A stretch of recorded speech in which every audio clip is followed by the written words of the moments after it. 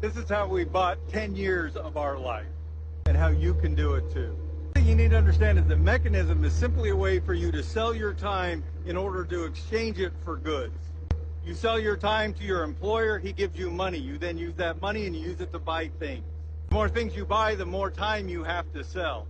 And that exchange is not fair, because when you sell your time to your employer, he's not giving you the full value. He's taking a lot of that and using it for himself. So when you buy things, you're not just selling your time, you're giving a lot of it away. That's why the key to freedom is to have less stuff.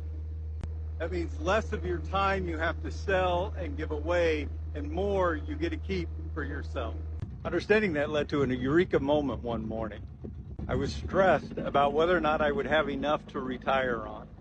I was using one of those retirement calculators, and the amount of money that I needed to generate every year in order to survive as retired in the United States was so big, I would have to work really hard from then until I was 65 and save as much as I can to barely squeak by.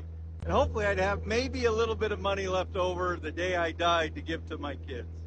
But then I thought, what if I dropped out of the consumeristic United States model and I moved to somewhere like Honduras and I lived there, where my cost of living would be a fraction of what it would be in the United States? When could I retire? And when I ran the numbers, it turned out I could retire in Honduras at age 55 and save 10 years of my life from selling it to somebody else and still have more money when I die.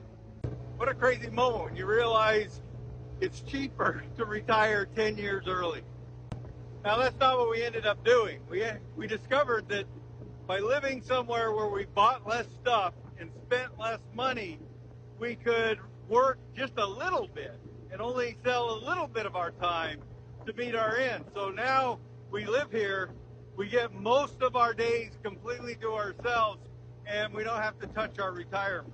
We quit selling our time to somebody else. Now we keep it for ourselves, for experiences and adventures. And that was the best purchase I've ever made.